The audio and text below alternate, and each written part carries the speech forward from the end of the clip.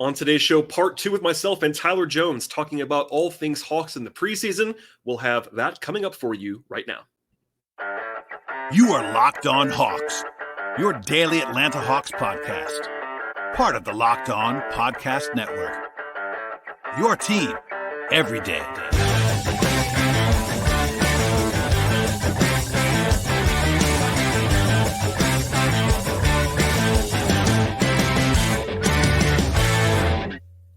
Hello, friends. Welcome to episode 1570 of the Locked On Hawks podcast. I am your host, Brad Rowland, coming to you on a Wednesday evening into Thursday, and I'm joined once again for part 2 with myself and Tyler Jones, front of the podcast. So if you missed anything from part 1 or just are landing on part 2 first, by some chance, part 1 is where you should start this conversation, sort of a free-flowing conversation with myself and Tyler. So part 1 is the place to start.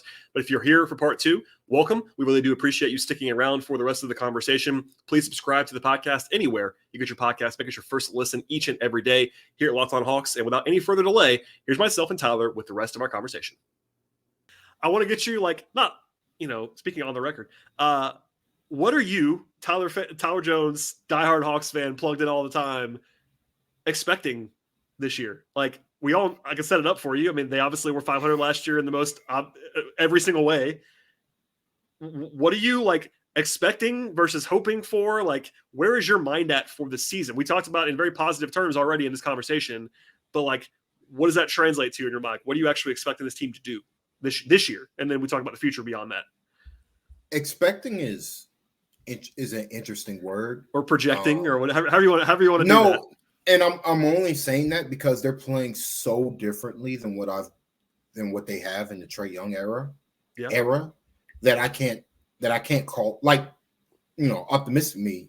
They're going 99-0. They're going to the final.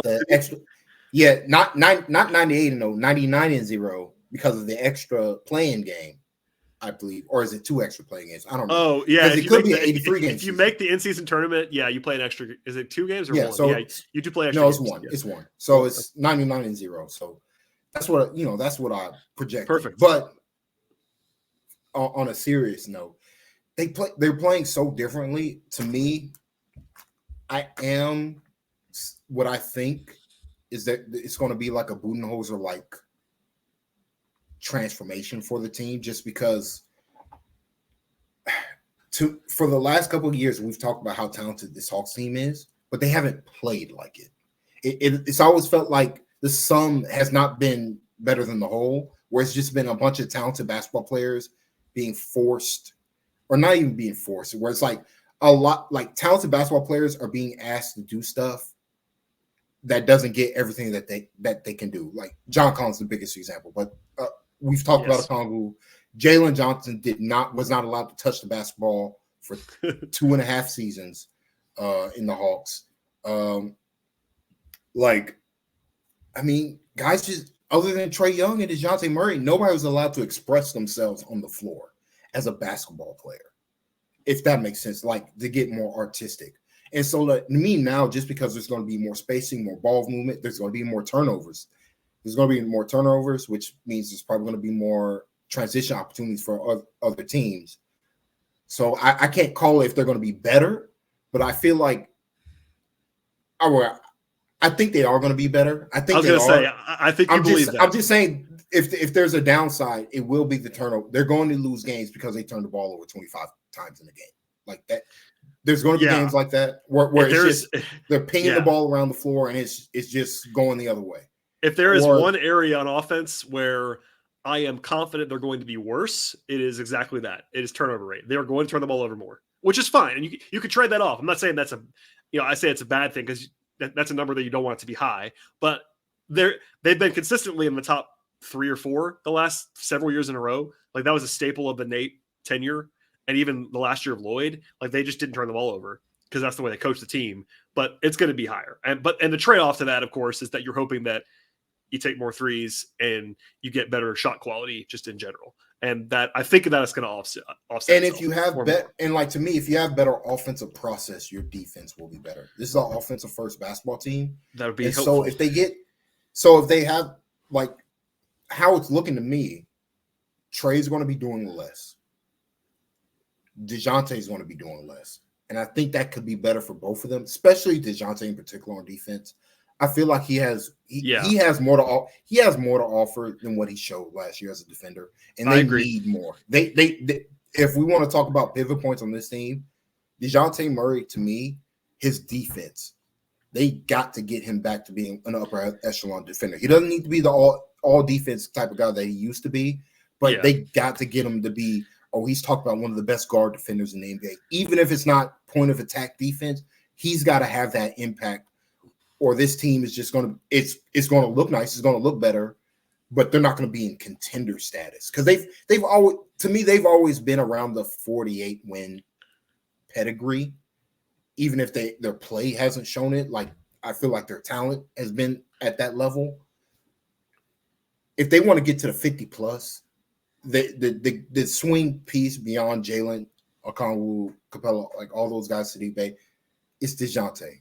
They can get the guy, if they can get him to be one of the better two-way players in the NBA, kind of what Drew Holiday was for the Bucks. That's to me, that's what I envisioned when they got Dejounte to begin with, was a guy who's one of the better two-way players in the game. And so it's encouraging to see him. Like, to me, it's encouraging to see him offensively. He doesn't even think about it. If he's open, he's just taking the 3-pointer, catch and shoot. That's awesome to watch. And it seems like he's more committed to getting to the front of the rim on his drives when he is driving. So we'll see. I think, to me, like, the big swing player overall is Dejounte. The Hawks will go one as far as Trey Young will take him. If Trey moves up to top 7, top 5 consistently, instead of he's 2 months of being one of the 5 best players in the NBA. And then there's like 2 months where he's like a top 30 at best. You know, he has real fluctuations based on his shooting splits. If they can get more consistent play from Trey, where he's truly one of the upper echelon players where it's no doubter and he's getting talked about in, you know, not just all NBA conversation, but if the team's going where they might be able to, even possibly MVP, to me, Trey has the talent to do that. But he's got to find a way. He's just got to find a way to be more consistent when he's at his best. If that makes sense, because he'll have extended stretches. You're right. Plus games where he's really truly one of the best players in the world. But then he'll have stretches where he's not, and it's like those stretches are what's killed these teams over the last 2 years. And to me, if it's Quinn's offense and Quinn's like, hey, Trey, shoot more threes. Trust me, that'll make life so much easier for you. But you got to take more threes so that teams know you are a monster back there and they have to close out on you. That opens up everything else for you. But you have to take them, make or miss. You got to take them. And if he's doing what he's doing in preseason, he carries that over to the regular season. This Hawks team is going to be deadly. Today's show is brought to you by Jase Medical. Everyone should be empowered to care for themselves and their loved ones during unexpected times, and that's why Jase Medical offers the Jase Case. The Jase Case provides 5 life-saving antibiotics for emergency use. Gives you peace of mind that you're actually just not hoping that you have access to medication that you need in an emergency. Instead, with Jase Medical, they make sure you have the medication that you need in hand. It's very simple for you. They handle everything you need from the online evaluation to the licensed pharmacy medication delivery and the ongoing consultation and care all in one place. And with Jase Medical, you will not be caught unprepared. Something that I really value across the entire spectrum in sports and in life, basically, is not being unprepared. And Jase Medical makes sure that you will be prepared in whatever you need to be prepared for. As a listener or viewer to this podcast as well, you can save more than $360 by getting these life-saving antibiotics with Jase Medical. Plus, you get an additional $20 off by using the promo code LOCKEDON at checkout at jasemedical.com. Again, additional $20 off at jasemedical.com if you use the promo code LOCKEDON. That is JASE medical.com, promo code LOCKEDON. I do think that life will be easier for Trey with everything we already talked about when it comes to the system, to the coaching, to the way the offense is going to run. I still think we haven't really seen all of it yet, which is, look, preseason is what it is. We've only seen 4 games. He only played in 3 of them. No crunch time. I still think you're going to see a lot of Trey. There's been some talk about Trey's not doing that much. It's like, okay, Trey's gonna have the ball. He's doing. Don't worry. He's doing a lot. Yeah. Don't worry. It is what it is. It's just different. It's just different, though. And it takes pressure off him, and not in a bad way. It makes his life easier. Number one, my hobby horse is that they're going to have more spacing. Even if they open with what I would describe as probably the worst offensive lineup they could try out, which is the Hunter, Jalen, Capella. The way they operate will still provide more space. The way that Dejounte will be spaced out, the way Hunter has been, even in it's one game, but Hunter was spaced out. We saw Hunter spaced out further. Even Jalen, he'll stand out there. He'll let it fly. That's going to help Trey. We've seen Glenn's done a good job with this tracking this too. You can literally see Trey's numbers dip when there is not enough shooting around him. It is very easily findable year to year, month to month, week to week, lineup to lineup. If he has shooting around him, his individual numbers and the team numbers skyrocket. When they don't, when he's playing with Collins with a broken finger and Capella and Hunter standing 18 feet from the basket, like last year, it makes Trey's life harder. And that's part of the thing about being 6'1". Trey has to have space, man. He's not that big. It is what it is. By the way, this is one number, and it doesn't matter that much.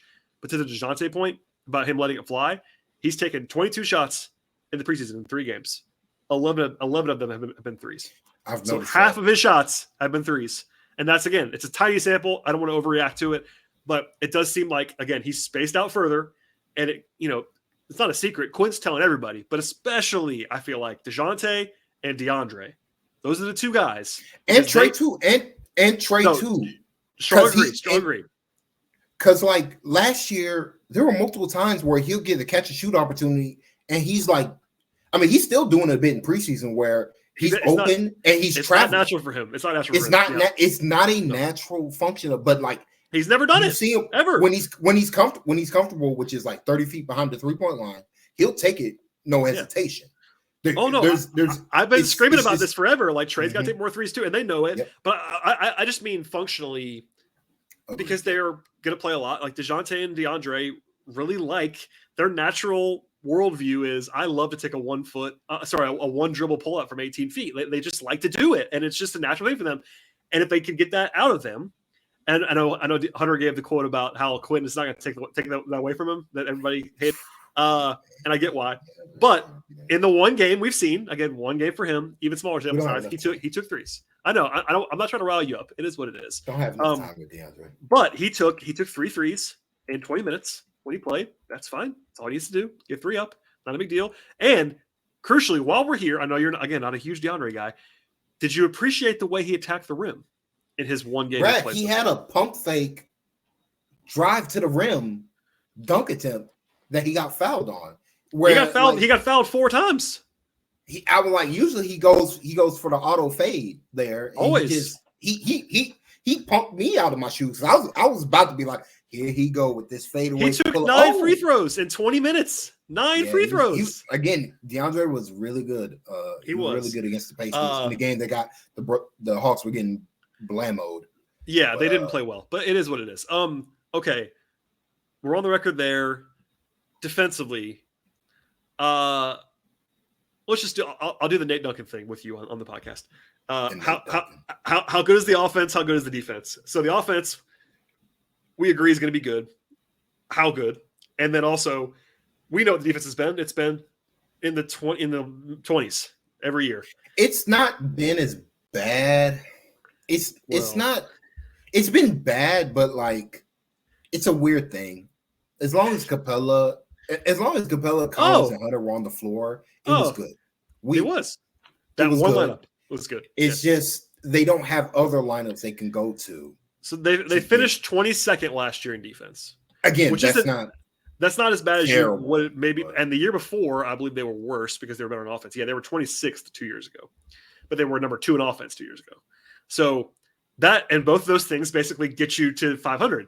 Last year it was like 7th and 22nd. 2 years ago it was 2nd and 26th. That's kind of the same thing. It's 500. I think, I don't want to put words in your mouth. I think it's a top 5 offense. As long as Trey plays 70 games, top 5 offense for me. Now, is that guaranteed? No, it's not. But it'd be disappointing if they weren't a top 5 offense. They should be shooting for top 3. I you got Trey Young, you got to be shooting for top 3 offense. I agree. And look, I can already hear people saying this now. There are some really good offenses. I mean, the Kings were awesome last year. That's one. Boston's good. They were number 2 last year. Denver was number 5 last year. They obviously are awesome. Dallas has a full year of Kyrie. They were ahead of the Hawks last year. And then you throw in maybe Milwaukee now with Drew. I'm not Drew, with Dame. So like Phoenix should be pretty awesome on offense, you would imagine. Yeah, but this is me talking. This is me like Trey Young's that good of a player. I agree with like, you. I mean, unbelievable, and he doesn't get enough credit for what he does offensively. But you mean he shouldn't be the number 29th player in the league on your favorite list? By the way, and I'm not trying to rally you up. There have now been, I believe, 4 lists where Trey has been 28 or worse, and that just drives it home again that as much as that character for me, it is so weird. Trey Young is like very clearly underrated, and that blows my mind. Like it really does. I can't believe that Trey became underrated, but it's happening. He's underrated. He is. It's just like it's full stop at this point. He's underrated. The amount of basketball players that can do what Trey Young did in Game 5 against the Boston Celtics, you can count them on one hand, and it might be only 3 players. I don't know what people are talking about. But we move on. We can move on. We got to get to the defense. We got to talk about defense because I don't know if you agree with this, Brad. I think they're going to try to be a turnover team. They are okay. So, they're trusting my eyes and also what people smarter than me have seen, like Glenn, for instance.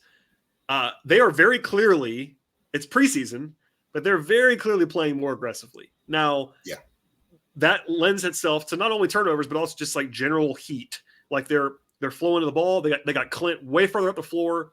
Obviously, Okongwu, same thing, although he's more capable of doing that in a lot of ways. But they are going to, I think, try to generate some more havoc between Jalen and Dejounte. He always does that, but I think he kind of has more carte blanche this year to do that. Like I think they want to play into the Dejounte. Like that is by far his best defensive attribute is going and just getting steals and getting deflections. That's what he does. And what he does even last year when he didn't play well defensively, he did that still. He still did that well. So yeah, I think just schematically from what we've seen so far, and again, it's preseason, I get that. It feels like they want to be more aggressive, which means more turnovers and just generally getting teams like out of their comfort zone. Last year when Quinn took over, the turnover creation rate went up some, not a ton. They were like middle of the pack. But the previous 2 years with Nate, they were bottom 5 in turnover creation defensively. They were very conservative. Dejounte probably helped that a little bit by himself last year, to be honest. But yeah, it does seem like. And Jalen, once Jalen was in the lineup, Jalen's a ball hawk. Jalen is a ball hawk, and it's obviously just the length that he has and the burst that he has and his instincts. Okongwu playing as much or more, certainly not less. Jalen more for sure. Murray. We'll see about everybody else. There's still some guys on this team that are not like havoc creators. You know, Trey can get his hands in there sometimes, but Bogey's not a havoc creator defensively. Hunter, we all know the deal there. Sadiq Bey though will get his hands in there. Like he's at least he's physical. Bogey's a good steals guy. He's got good hands, but he's not like going for steals that much. Well, he's he can't. But Bey, no, honestly, Bey, as much as I've picked at his defense, and it's not good, but he will play physically, and that leads to some havoc creation too. Like he'll bow up. He's really strong. Obviously, just looking at him, but he plays physically. So like if he's in space, you're cooked. But if he's in a short area, he can get his hands in there and do things. So yeah, I think that. I mean, would you say they're going to be above average in turnover creation? I don't know, but they won't be bad, and they have been bad for the last 2-3 years. Yeah, I think that like honestly, that's their pathway to bumping their defensive ratings from being bottom third to middle of the pack or better. Is if they can be a high or mid to high turnover team because they're going to be a good rebounding team. You have Clint Capella, you have Jalen Johnson. Yeah. Well, you need Hunter to be better than he's been. That's an area to circle. And we'll talk about. We don't have enough. Brad, there's no time. I know. I'm just mentioning it. We have no time. If you want my Hunter thoughts, follow me on Twitter or X or whatever it's called. You go. Today's show is brought to you by FanDuel Sportsbook. Snap into the action this NFL or NBA season with FanDuel, America's #1 sportsbook. And right now, if you're a new customer, you can bet $5 and get $200 back in bonus bets guaranteed. Beyond the awesome perks of signing up with FanDuel, they have all of what you're looking for in the sports betting space. Point spreads, over-unders, money lines, player props, future bets, and much more. The app is safe and secure at FanDuel as well. They cover the entire range of sports. They, of course, have the NBA, NFL, college football, MLB, WNBA, college basketball, golf, tennis, soccer, auto racing, and much more. And they have a ton of options with regard to the Atlanta Hawks, including the preseason win total that we're always talking about on the podcast. They have Southeast Division futures, player props, and much more. And now's the best possible time to join the folks at FanDuel. Visit FanDuel.com/LockedOn. Check out the official sportsbook partner of the Locked On Podcast Network with an offer that you will absolutely not want to miss. That is FanDuel.com/LockedOn. FanDuel, official partner of the NFL. They should be a good also rim protection team just because you get 48 minutes of elite rim protection. Now, granted, you sound like me right now. This is not translated to being actually good defense for some reason. I don't. Well, I know. Like to me, the key more than anything else is like they got to execute whatever the scheme is as a team collectively. So it's not just all on your bigs. It's not and just they have all to on compete. your bigs to do everything. No, and we saw that last year. They have to compete, and it's funny because usually, not always, but usually when a team is bad defensively, more often than not in the NBA, it's because their bigs are bad. And that is not the way. 100%. That's not the Hawks. The last couple of years, that's been their only strength. They have great to elite big defensive big men, and we can't get consistent stops. The only guy right now projected to play real minutes at the 4 or the 5 that's a negative defender is Saddiq Bey, and Saddiq Bey is not like a catastrophe as long as he's playing the 4. At the 3, he might be pretty bad, but he's physical. He'll compete. You got Jalen, who should be good. I don't know how good, but should be pretty good. And the centers are both really good. Flat out really good. So you just need to be able to become more competitive. And I do think they're all saying the right things, but they know how bad it was last year. I mean, DJ said it on the radio. He said, even he raised his hand. Like I'm part of the problem from last year. Like we all talked about it a lot, but it's worth just saying how bad the perimeter defense was on this team last year. It was unspeakable for most of the season. And like, I think they know it. And I think Quinn's going to have a plan to address it. Part of that plan is what you just talked about, the scheme change. Part of it's like, hey, guys, if you want to do anything, if you want to win basketball games, you can't do that. It just point to last year. You can't do that. They lost the Celtics series, game 1 and game 2. That's where they lost the series ultimately, those first 2 games. They didn't defend. They were so uncompetitive at the point of attack defensively. Yes. And it wasn't Jason Tatum and Jaylen Brown cooking them. Like you can't it's not the elite players that are getting to wherever they want to go. It's literally anybody who can dribble one time is getting to the front of the rim every possession. It's like, you guys, come on. Like, can we compete? Just can't have it again. And this is one of the, you know, like I said, Quinn Snyder talked about this at Media Day where he's like, defense, like there's some talent stuff to it, but there's also, you gotta buy in. You gotta want to be a good defensive team. Like, and that's kind of true because, like, they have enough talent to be a good defensive team, like overall. Like, I know they have big, glaring, quote unquote, like flawed defenders, but that they do. But typically there's like one or like most teams have that. Most teams have. You're right. That's a good point. Most teams have bad defenders. Guys. When you have bigs as good as Capella, Okongwu, Jalen Johnson defensively, you got to be striving to be one of the better defensive teams in the NBA because most teams don't have that. That's your advantage. Your advantage still, even with trading John Collins, just because you acquired Jalen Johnson somehow with the 20th pick, you still have 3 uber athletes at the big man position who can do everything defensively and can cause havoc in ways that your average big, like we see it in the preseason with Bruno. For as good as Bruno is, he's just not that level of athlete. No, he's compared to the other guys, and he's good. He's good, and he's a lot better than what he used to be. But like, there's just a real difference between Bruno and Okongwu, and like that's an advantage the Hawks have to take advantage of if they want to be more than just a middling 45, 46 win basketball team. No, I totally agree, and they have to.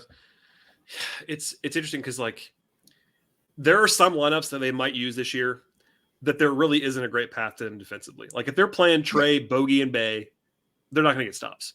But the lineups that, if you want to be optimistic, the lineups that have those problems should score at a comical level. Like if you play Trey, Bogey, and Bay together, you're going to score. Like you're just going to. Yep. So like if you just plan on just outscoring teams in those possessions, and this is where the rest of the time.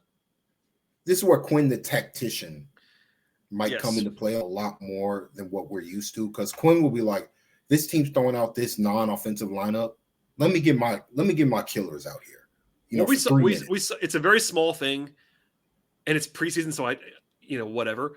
But the fact that Quinn intentionally started O and Bruno in that particular matchup against New Orleans, like the one team that's like that, where like he made a matchup decision in a preseason game. Like I'm not saying he game planned for New Orleans that much, but he did. He did. It's funny because it also didn't work. It didn't work. No, you're right. It didn't work at all. But it didn't work at all. You know what I mean? Like if they had been playing another team, if they played another team that night, and yeah, guys were out. Like Clint didn't play. They didn't have other guys. They had 3 of their top 8 players. But Quinn was like, you know what? We're playing Zion. We're playing the Pelicans. We're going to start a Kongwu before and have a Kongwu just guard Zion. And it's like, is that big of a deal? No. But it does show some, like, he's not married to anything. Flexibility in it's ways. Flexibility, it's versatility, it's matchups. And like, yep. And one of the staples of the Nate era was that if everybody was healthy, we're starting the same lineup every night. And part of that is the guys they had. Like, you couldn't realistically not start four of the 5 guys they had last year. Trey, DJ, John, and Clint were going to start every night if they were healthy. And I get that. Some teams are like that. But like, this is a team where I don't think Quinn's going to be terribly afraid, not necessarily to start different lineups, but like, if he's going to change the game plan one night, he's going to do it. Like, it's going to be more tailored. You're not going to see as much stagnation. And I don't want to use that word too much, but I probably already do. But Quinn's a proven 82-game tactical winner. Coach. Yeah. He's just done this before. Exactly. And again, I'm not trying to pile on Nate. It's just what it is. Like, we're saying what we're saying out loud. And I've said it before. I think he's worth a handful of wins over an average coach. I mean, take Nate's name out of it entirely. If you just say average coach to Quinn Snyder, 82 games with a full summer and a full camp and all that stuff, I'm going like +3 wins, +4 wins. Like, I think he's that good. Like, so we'll see. I mean, maybe by February, I'll disagree with myself. If they can get more process wins where it's like first quarter of the game's over just because the other team, they're not shooting enough threes or they're just giving up so much easy stuff. It was weird. The Pacers game, granted, they were down 30. He seemed annoyed in the first half. Yeah. The first quarter, like the Hawks were doing a very good job getting to the front of the rim just because they were so much bigger. Like the Pacers were a small team. It's funny, though. Actually, I forgot to say this on the show that night. I mentioned the lack of 3-point shooting in the first half. They took like 9 or something. It was a really like a Nate level number. And what I forgot to mention and should have is that, you know what's really hard to do? As much as I always want to take more threes, it's hard to create more threes if you don't have Trey and Dejounte on the court. Like, exactly. Trey is so good. Trey is so good at creating three. And it's like, I feel like it's obvious, but it's also like, I have to say obvious sometimes on the podcast. I'm like, Trey makes it all work, man. Like, there's a reason why the offensive process was not great in the first half of that game, because Trey wasn't there. I mean, it's Kobe Buffkin, and it's like, a rookie. Respect to Kobe. Yeah, he's a rookie combo guard playing point guard by himself. So anyway, that was something I just neglected to say that I should have said. But no, and Quinn seemed annoyed. Like he called a timeout at one point on Saturday, and Okongwu admitted it on the podium after the game, and basically said Quinn called timeout to take me out of the game because he was mad at me for not getting back on defense. And it's like, this is a preseason game in the third quarter. And that's a real guy. And he's like, that's good. And I agree. It's just that's one of those things. That's not happened. That has not happened. Where it's like, hey, come on. What are we doing? Like, yeah, what are we doing here? We're playing. Okay, so I'm not going to make you do a win prediction because you're going to say like 54 wins or something. Maybe you will. I don't know. 54 or 55, 56. Okay, that's I said 99-0, but okay. You going NBA Finals? Is that where we're no, but honestly, I know. Try to put your analyst hat up for 1 second. Realistically, I'm not even saying like, can this team be a top 4 seed? Like, are you seeing? Yes, is that absolutely. Okay? I thought you would say yes. They can be. Again, this is me betting on Trey Young. I know. They can be the best. I really think if they can get optimal Trey Young for more than 30 plus, if they can get him for 50 games, I'm talking about the Trey Young that was dominant his first playoff series. The 21 playoff Trey Young, yeah, 21 playoff Trey for an 82 game season. this team could be the 1 seed. Like he's that good. He's that good. He's that good when he's at his best. Like you're gonna give me clip now. This is gonna be around Twitter now. I've been saying this all summer. Get your MVP slips in now with Trey Young. Like I feel like FanDuel, everybody. Trey really wants to make the Olympic team. The only way that's happening if he wins MVP. Oh man! And I don't think he's playing, but we'll see. He's not. But like he wants that, and I think Quinn. I really do believe this though. All joking aside, I wasn't joking about the MVP slips, but I think if Trey's buying into what Quinn Snyder's selling, he's such an he's one of the top 3 offensive players in the NBA. Top 5 on the list. Yeah, he's up there for sure. At worst, top 7. Like we're talking about one of the true elites in this game on the offensive end. With he has so many tricks, it's so much in his bag, his NBA 2K bag, for example. Like if Quinn could just get him to be more process oriented, because last year I looked at it again, I still couldn't believe it. He only took 6 threes a game, bro. 6. Oh, I yelled about it on this podcast. That is like that's below Marcus Smart levels. Not enough. What are we doing? Julius Randle shot more threes. It's going to change. It's going to go up. I'm telling you, it's going to go up. If we get 10 plus 3 Trey, look out. All right, you heard it here first. Hopefully not 99 and 0. Not going to get clipped too much. Yeah, I can't wait to hear from the host of Locked On Bucks and Celtics about how I had a Hawks guest on and said number 1 seed after all the moves that happened. But okay, Tyler, we have stayed dutifully under an hour on this conversation because I appreciate your helping me out with that. Anything to plug? Anything anime wise? You got a minute now if you want to do an anime. We got 1 minute if you want to fire away.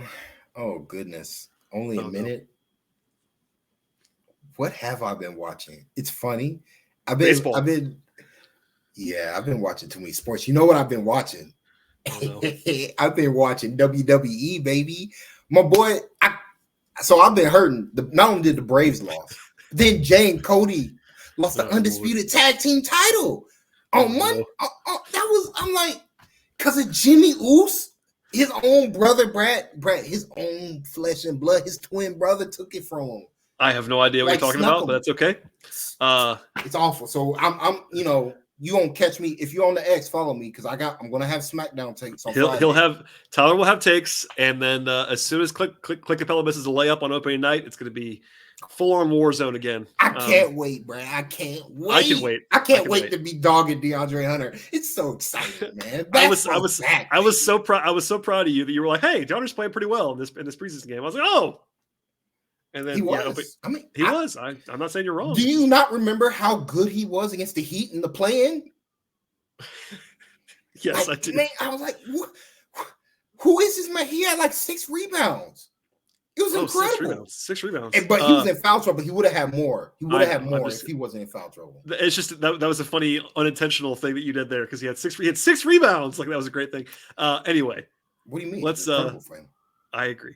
Thank you, Tyler, for being here. As always, for everybody else, please subscribe to this podcast. If Tyler lets you follow him on Twitter or /X, you should do that at Jones2X4. Follow the show as well at Locked On Hawks, me at BT Rowland. Subscribe to the podcast. We'll see y'all next time.